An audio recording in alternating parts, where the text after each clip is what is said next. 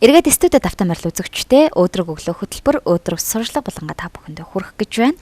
За хан бэлэн материал дээр уран бүтээлээ товирдаг Монголдо анхдагч гэж хэлж болохоор зураач Отгон Эрдэнэ бид хаанаас ирдэг вэ гэсэн тун сонирхолтой үзэсгэлэнгийн талаарх мэдээллийг та бүхэндээ хүргэх гэж байна. Хүлээн авч үзнэ.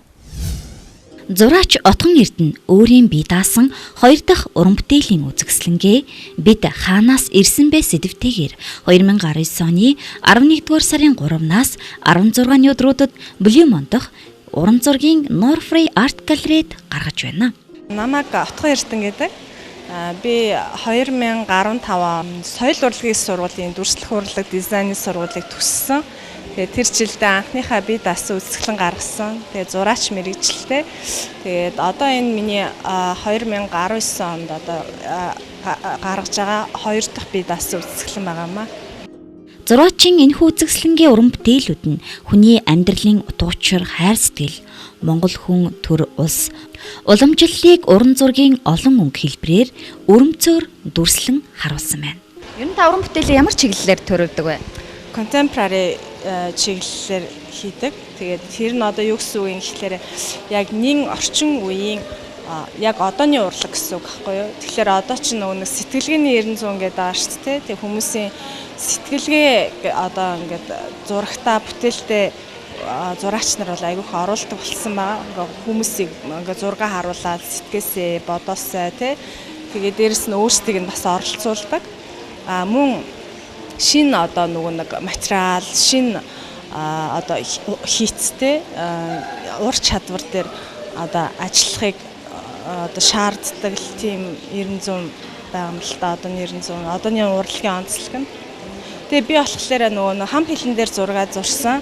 Тийм энэ болохоор Монголд анх удаага ингээ хам хэлэн дээр зурсан зурагнууд болж байгаа байхгүй юу? Бага ахын надад хам бэлэн материал маш их таалагддаг байсан л да. Ингээд байраад үзэхээр энэ угаасаа айгүй тансаг материал шүү дээ. Тэгээ энүүн дээр зураг зурвал бүр тансаг болох юм шиг л надад санагдсан. Гайхаад байгаа байхгүй юу? Яаж хам бэлэн дээр нэрээ зуръя гэж бодсон. Тэгээд яаж зурсан бэ?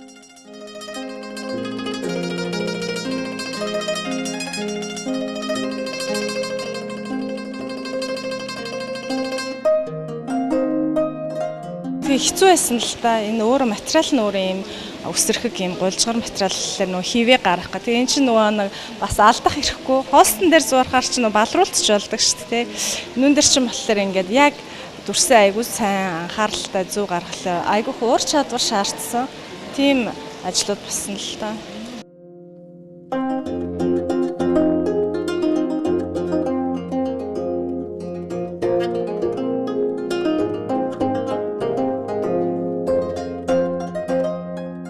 Энэ бүтээлийн нэр маань бүх хүнд онцгой хувь тавилан байдаг гэдэг нэртэй бүтээл байгаа. Энэ болохоор хам хэлэн дээр хийгдсэн. Өнгөний хувьд маш олон гоё өнгө оруулахыг хичээсэн л дээ би. Яа тэгэхээр одоо энэ дэлхий дээр ирж байгаа бүх хүн 90 гутлаа тэр хүмүүс түүх үүсэж байгаа шүү дээ. Тэдэн сарын тэдэн төрсөн.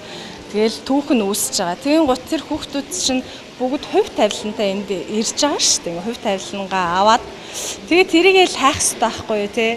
Тэгээд эн чинь нэг юм буурынхий зурсан хүний дотор нөө энерги гэж байдаг шүү дээ. Энерги тэгээд дээрэс нь хүн өөрөө хувь тавилантай гэдгийг тэгээ бүх хүний хувь тавилан юм гэгээлэг өнгөлөг гоё байвал одоо би эндээ сайн сайхныг хүсэл үргэлж юм гоё амьдрал гоё юм болвол гэж бодож зурсан. Би ер нь зургнуудаа дандаа юм гэгээтэй өнгөлөг одоо маш тийм хүнд те юм гоё сэтгэл төрүүлсэн тийм бүтээл хийхийг хүсдэг.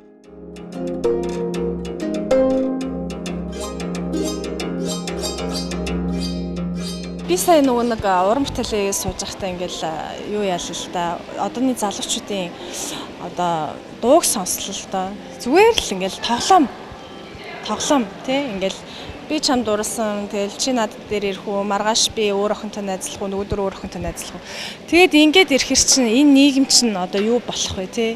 Тэгэхээр хайр бол тоглоом биш гэдэг утгыг би бүр гүнзгий залуучуудад хэлхийг хүссэн. Хайр бол асар том хариуцлага. Хүн хайрлна гэдэг чинь өөрийгөө үгүйсгэн гэсэн үг тийм үү. Тэгээ дээрэс нь тэр чинь хүүхэд гаргана. Хүүхэд гаргана гэдэг чинь бол асар том хариуцлага шүү дээ. Тэр хүнийг өсгөх нь, хүмүүжүүлнэ, хувцаслана. Тэгээд дээрэс нь хариуцлага. Хайр бол хариуцлага. Хайр бол тэгээд жинхэнэ бодит харилцаа. Түүнээс тоглоом биш гэдгийг харуулахын тулд энэ зургийг зурсан л да. Миний үзэсгэлэнгийн өөрийнх нь нөгөө нэр нь болохоор бид хаанаас ирсэн бэ гэдэг нэртэй байгаа шүү дээ. Тэгээ энэ үзэсгэлэн маань болохоор ерөнхийдөө юм 3 хэсэгтэй. Нэгдүгээр талаараа бид нар хаанаас ирсэн бэ? Бид нар Тэнгэрийн усаас ирсэн. Бид нар бол Бурхны бэлэг. Тэгээ бид нар бол одоо онцгой хувь тавилантай энэ дэлхий дээр ирсэн. Тэгээ ер нь яг яах гэж ирсэн? Яах гэж ирсэн гэхээр бид нар энэ дэлхий дээр гэрэлтэх гэж л ирсэн. Тэгээ гэрэл хаанаас би болдсон гэхээр ерөөсөө айгүй энгийн ерөөсөө би энийг хүндлээл би эвнийгээ хайрлаад тэгээ би эвнийгээ хүлээн зөвшөөрчүүл аягүй зүгээр байгаа байхгүй. Энэ надаас өөр би хинтэй ч одоо адилхан биш юм чинь. Тэгэхээр ямар ч өрсөлдөөн байхгүй болно тийм үү? Өрсөлдөөн байхгүй болохоор энэ дэлхий бүгд би эвнийгээ хүндлээд хайрлаад ирэхлээр энэ дэлхий ямар гоё болох вэ тийм үү? Одоо жишээл зам барьж одоо машин барьж байхдаа ингээл хин нэг урдуураа оруулчих л та. Ингээл шар гэрэл асаал баярлаа гэж миний дотор аягүй гоё болтгоо.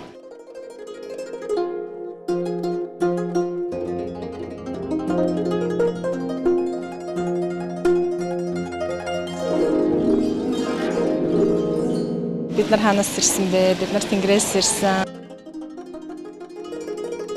Гэрэлт гэж ирсэн.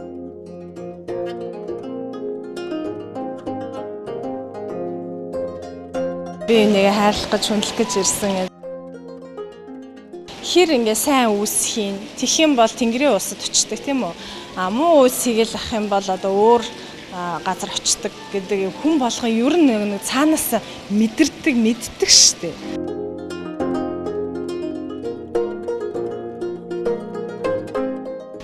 Хүүхдүүдийг ч гэсэн эцэг эхээ хүндлээч. Ерөөсөө ингээл харахад хүүхдүүд чинь ингээл утсаа оролдол ингээд сууч. Ээж аав нь одоо юу бодож гин, юу сэтгэж гин, өөрсдийнх төлөө хичнээн хөдөлмөрлж гин нэг тийм бодох юм байхгүй болчих те. Муухай үг хэлээд, муухай санаад, муухай бодол сэтгхүүтэй явах юм бол мэдээж тамийн улсад очноо гэдэг утгатай. Тийм утга. Тэгээ бид нар дэлхий дээр ирж байгаа штэ. Ирж байгаа юм чинь буцаад явна штэ. Явахдаа хаа нэгэн газар очино. Тийм болохоор энэ дэлхийд амьдрахтаа хариуцлагатай амьдраач гэсэн утгатай. Ер нь бол хайр бол хариуцлага тийм үү? Тэгээд бид нар энэ дэлхий дээр бас хариуцлагатай л ирсэн. Зүгээр ингээл бүг гэл унааг байхгүй юу? Гэдгийг л ойлгуулахыг хүссэн зураг аам л та.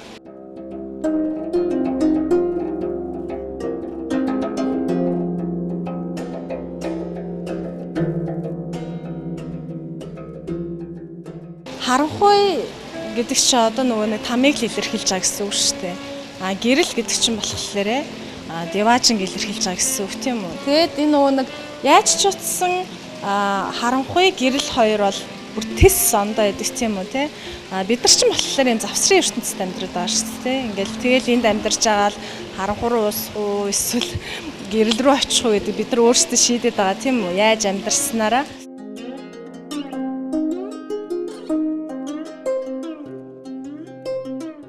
За тэгээд хамгийн түрүүнд би эвнийгээ хайрлаасай, хүндлээсэй, туслаасай гэж л уриалъя да. Тэгээ хайр бол хариуцлага шүү залуучуудаа. Энэ үнийг л би маш их хэлхийг хүсэж байна. Тэгээ энэ нэвтрүүлэгт урьж оролцуулсан танай телевизийнхэнд баярлалаа. Тэгээд үзэгчид та бүхэндээ бүгдээрэнд нааз жаргал эрүүл их сайн сайхныг хүсэн өрөөе. Бүгдээрээ өөдрөг амьдарцгаая. Баярлалаа. Орчин үеийн урлагийн гол онцлог нь тухайн бүтээлийн утга санааг хүмүүст ойлгуулж, оролцуулж, сэтгэн бодуулахад чиглэгдэж байна. Бид хаанаас яах гэж ирсэн бэ гэдэг асуултыг хүмүүр өөрөөсөө асуугаад үзвэл хариултыг мэдэх болно. Энэхүү бие даасан үзэгсэлэнгийн онцлог нь зураач бүх бүтээлүүдээ хам бэлэн материал дээр алтлаг, мөнгөлөг, ялтас зэрэг өвөрмөц өнгө будгаар хослуулан туурвсан нь уран зургийн салбарт шинэлэг өнгө төрхийг нэмж чаджээ.